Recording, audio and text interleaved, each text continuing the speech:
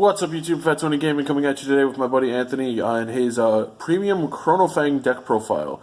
So Anthony, why don't you give us a little tidbit about this deck and what inspired you to build it?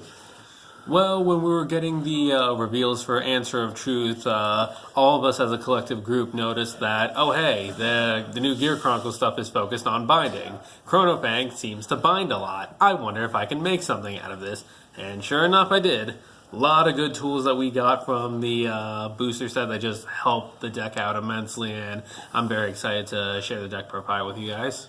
Alright, so let's cut to the... Alright, so first, as usual, start off with the main deck. So for a starter, we run Primordial Draco Kid. We don't really run Chrono Tiggar or any of the Time Leap stuff because it doesn't really mesh well with the build. Plus, this guy just stays in your soul, which Chronofang is more soul-based than counterblast-based. So having that extra card in soul always does help. And just riding him gets you an extra card, so, you know, always good. So now, we run two of the main deck grade 4s, being Mystery Flare and Idealized Dragon.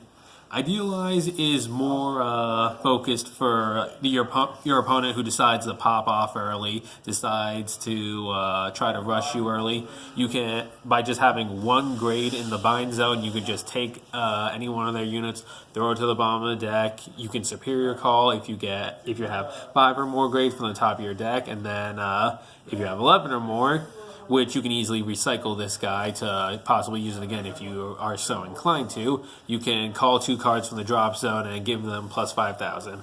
With force markers being a thing with this deck, it's very powerful. And Mystery Flare, there's really not much to say about this guy. Triple drive, critical, throwing 10Ks around and getting an extra turn once the conditions are met.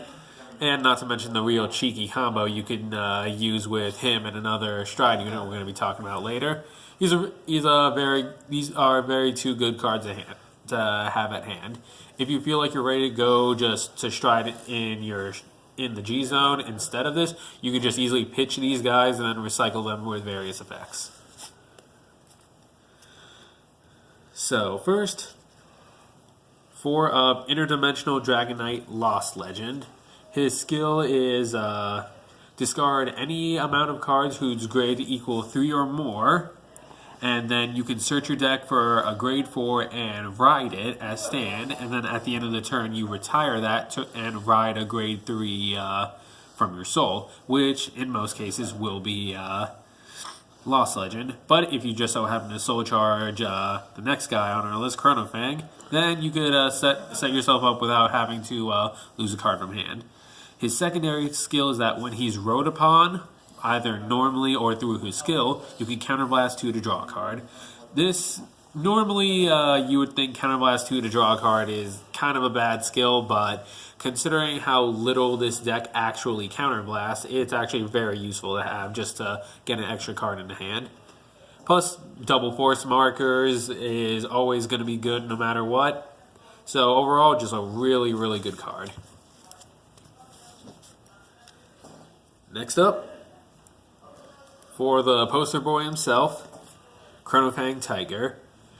His GB2 skill allows you to stride with any card in your hand because it gives them a grade plus 3 at the expense of binding them as a result. And then he's got the on-play skill of, normally you don't use this skill, but hey, when he's placed, you choose a card from your hand and you bind it, and then choose one of your opponent's rear guards. They return it to the bottom of the deck, and then they search for one card with grade -2 from that unit that you sent back, and then they call it to the rear guard. They can choose not to call anything if they so want to. But also the thing is that if you choose to send back a grade 1 or less, they effectively can't call anything because grades -1 and 2 do not exist. And, you know, forcing them to call out grade 0s where most people are running the new vanilla triggers, they might not be so inclined to do that unless they got some funky thing going on. But, yep. He helps set up your bind zone. He strides for free with any card in your hand, so even if you're in a top deck war, you can always stride. Yeah, that's definitely something that you want to be able to do in premium. Not being able to stride hurts a lot. Alright, now for some of the new units from Answer of Truth. Steam Mechanic Nabu. Now this is I feel as though is a really underrated card that people are sleeping on, but I feel as though it has incredible merit and value. I've gotten blown out by it a couple times, not gonna lie. So yeah, its skill is that when it attacks, you bind a card from your drop zone, and then your opponent can't guard with grade 1 or higher units, and at the end of the battle, it throws itself in the soul and you draw a card. Being able to guard restrict ones in the early game when people want to save their trigger units for bigger attacks and bigger stride turns in premium and in standard. This is actually very useful of a card. Sure, you lose her, but if it's at the cost of your opponent losing hand to try to preserve their other shield resources, then, it's always good. Not to mention in premium if your deck's running grade 1 PGs. Yeah. Yes, I can just feel the bubbling anger from that one match. Yeah, that was funny because you were like, oh yeah, you can't guard with ones. I was like, wait, what? Excuse me? Next is Lost Break Dragon, aka totally not bulky Chronojet. So this guy's got a skill on Vanguard or Rearguard Circle that says when he's placed, bind a card from your hand, draw a card. Basically, he sets you up early game for if you're going first to try to hit good, decent grade numbers for your main deck grade 4s. And also, he has the Rearguard skill that if there is a card in the bind zone, he becomes a 13k attacker. Yeah. This is a very useful skill just for not only recycling your hand, trying to fix it by binding and drawing, but also still being able to hit force numbers and just generally be a real good engine enabler.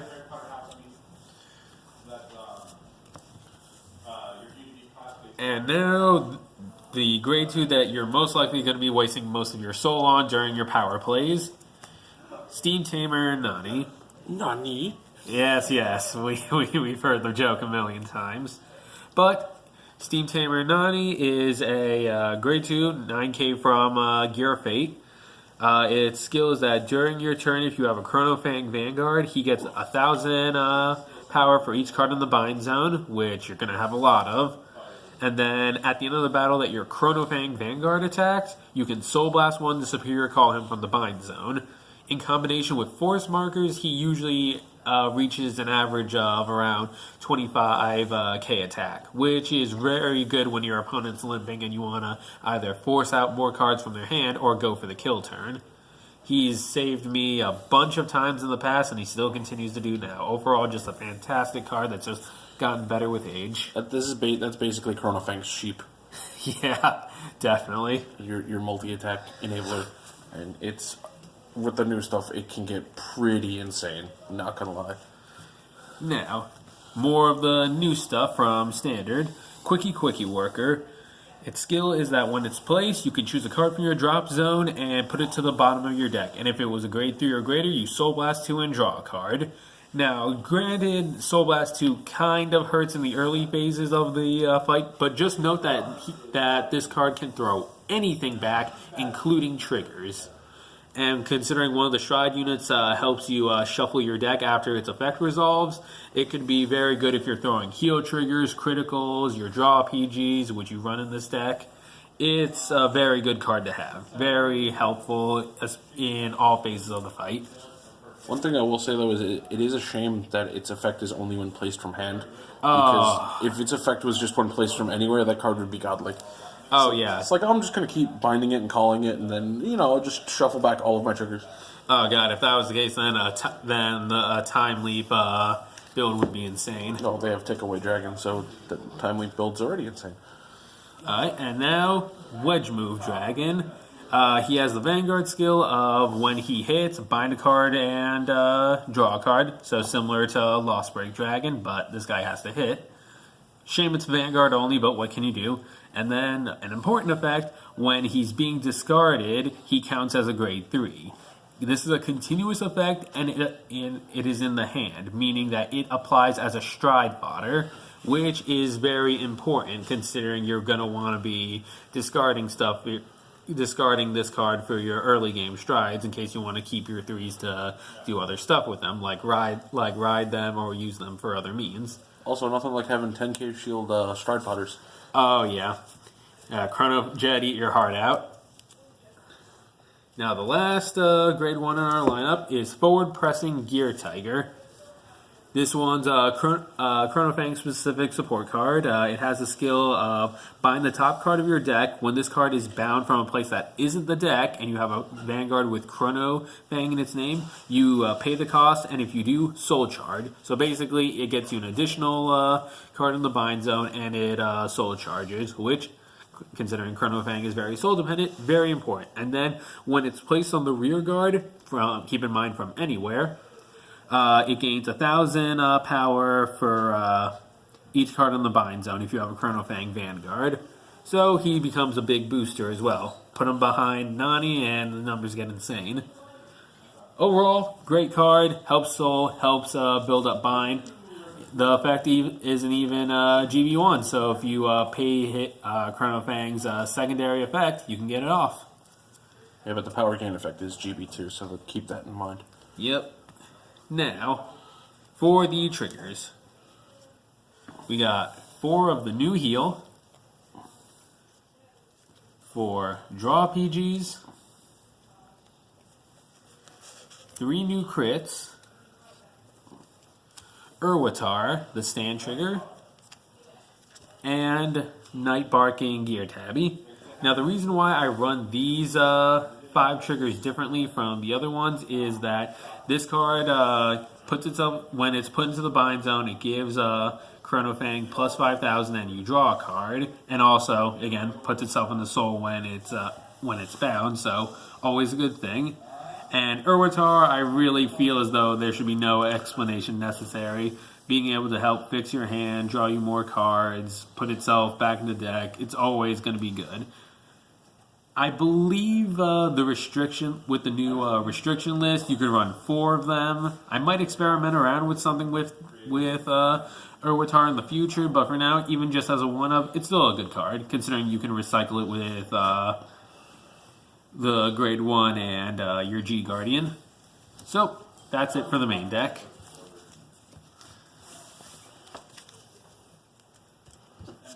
And now for the G Zone.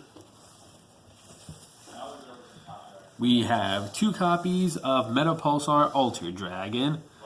It has an alternative stride condition of Counterblast 1 and choosing a Zodiac Time Beast from your hand and binding it face up. Now, the only Zodiac Time Beast you have is Chronofang, but if you want to use it just to get some extra numbers on while you're on Lost Legend, then it's always a good option to run, to use the alternative stride cost, that is. However, with this, with its secondary effect, it is far more important for what it does. By flipping up any G unit face up, you can check the top 5 cards of your deck and bind 2 from among them and put it into your bind zone. And then afterwards, you gain plus 2,000 for every card in your bind zone, and then if you have 5 or more, countercharge. The countercharging effect used to be kind of gimmicky with Chronofang, since the Idea Drone deck / Demiurge Turbo could pull it off much easier than Chronofang could. But with all this new support and all the early game binding we got, we can actually see this effect come up much more than we did in the past. Really good card, and I'm glad it's getting reprinted in the Revival collection so people can have access to it. Looking forward to get that sweet SGR art. Oh, God. I hope. 1 SGR per box, please. I'll fish for it. I'm sure it's probably going to be something like 3 SGRs per box, like how it was 3 GRs per box with the Fighters collection. Well, let's hope. Yeah. And now, for one of your bigger power play strides, Chrono Tiger Rebellion. Rebellion has a continuous skill of gaining plus 5,000 for each 2 cards in the bind zone. Combined with force markers, he can hit some absolutely disgusting numbers that pretty much make it a perfect guard or die situation. Stride this guy when your opponent's at 4 more damage, and you can nearly guarantee a kill. And then his second skill is Soul Blast 1, Bind a card from your hand and your field. When he attacks, if you have a Chronofang Vanguard, you pay the cost to gain a drive and a crit. That is the thing that can make or break a turn, because it either forces a perfect card out of the hand, or it hits for a sizable chunk of damage, and getting an additional drive check always helps.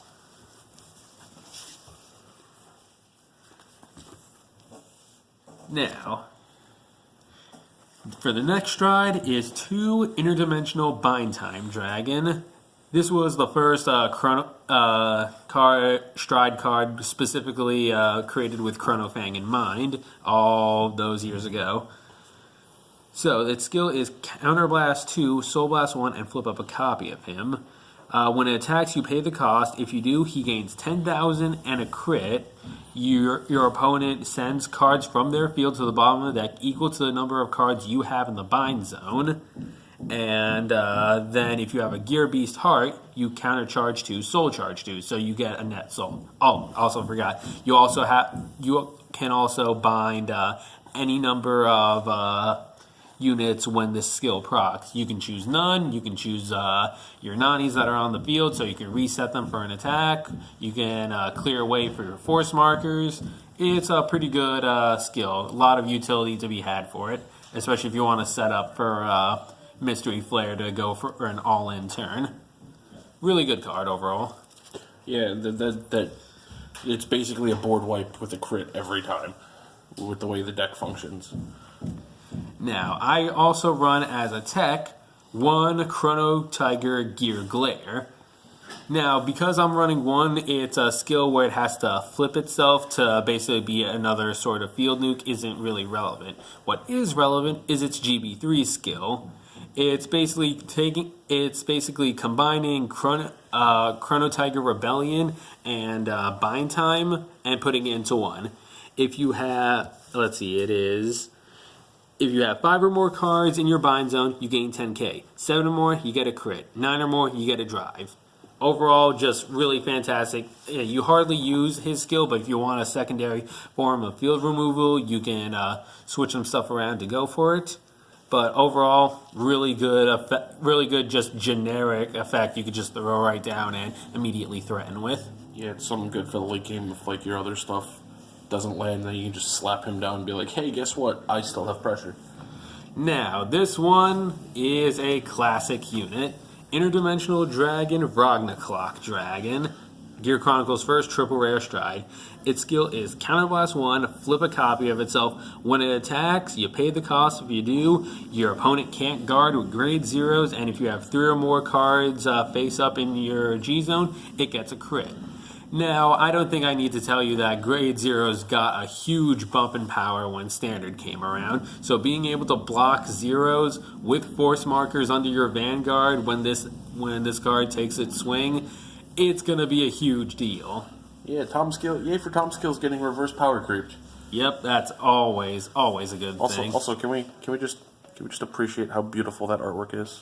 Yeah, such a gorgeous card. Yep, such a beautiful card. Wish these were SP. Wish they were full art too. But we can't have everything now, can we? Please, Papa Bushi. Now for the spicy boy, Chronovisor Heritage. Its skill is something you should remember during late G era when Zodiac Time Beasts were pretty much stomping everyone's asses in and then some. Also, rip everybody who didn't pick them up while they were $1. Oh, those poor souls. Its skill is that when it's placed, you take 4 of your Zodiac Time Beasts and put them face down, and then at the end of your turn, you stride him face up and get an additional turn. So, skip your ride phase, get a free second stride. I seem to remember that we have a bunch of cards that are actually Zodiac Time Beast. By the time third stride rolls around, you should definitely be able to go into this guy. And the cheeky combo that I was talking about with Mystery Flare is that if you ride him and then stride into him, you get 3 free turns. because Mystery Flare skill goes on standby. Heritage resolves first. Then, after Heritage is over, then Mystery Flare procs. Meaning you get 3 turns and there is no way your opponent is surviving this. This is an absolute game ender, even more so than it was in G format. Because at least then, the power ceiling wasn't as incredibly high as it is right now, and they had the chance to at least defend themselves. But 3 turns, forget it, they're done. Yeah, I've had people live through Heritage turns back in end stage G format, but you were not living through two Heritage turns and then an extra turn after that. It's just not happening. Alright, and now for the G Guardians, which we only run for. 2 retroactive Time Maiden Uluru.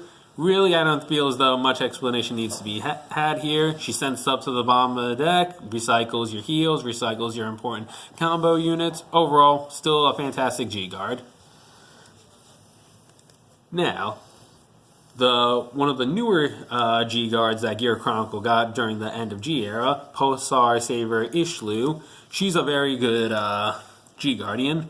Her skill is that when she's placed on Guardian Circle, Soul Blast 1, if there's 2 or more cards in your bind zone, 1 or more, you get plus 5,000 shield. Then if there is 5 or more, you get plus 15,000 shield. So this becomes a 35k shield for just the cost of a Soul Blast and doing what your deck is supposed to do. So unless you brick horribly with how your strategy works, then this card should be live by the time you hit you either hit grade 3 or by the time you finish your first stride turn. Really good G Guard. Let's also not forget to mention the fact that she's also a Zodiac Time Beast. Oh, damn sure is. Look at that. And then, this is more of a tech choice than anything. Interdimensional Beast Pandora Chimera. When it's placed, you counterblast 1 and your opponent chooses a card from their back row and sends it to the bottom of the deck. This card makes me sad. Yeah. I've gotten blown out by that card more times than I care to count. Yeah, it's very good, especially when the extra power granted by the behind rear guard can literally mean the difference between a hit landing or a hit whiffing. If you want to tech it out for another Ishlu or the G Guard flip for just insane amount of shield, I won't blame you. But overall, I feel as though Pandora is a bit underrated. Too bad we can't have Header around Dragon because that's Chronojet specific. But I suppose if we did, then things would kind of be a bit too defensive. So overall, that is the deck. All right, Anthony, so final thoughts, final words. Overall, this deck is incredibly fun, has a fun combo game, skill ceiling, and just overall gave a breath of fresh life to an archetype of Gear Chronicle that was sorely underrepresented. Sure, we got some support in G-Set 12, but it really wasn't enough. I'm glad that Bushiroad decided to go for the route that they did with the standard support, so it could inadvertently help Chronofang shine above his dragon brother. Because God forbid that guy hasn't had enough success already. All right. Thank you once again for showing up on the channel. Appreciate your second deck tech on the channel, and hope you guys enjoy, and I will catch you next time, hopefully with some videos of this deck in action. Until then, later.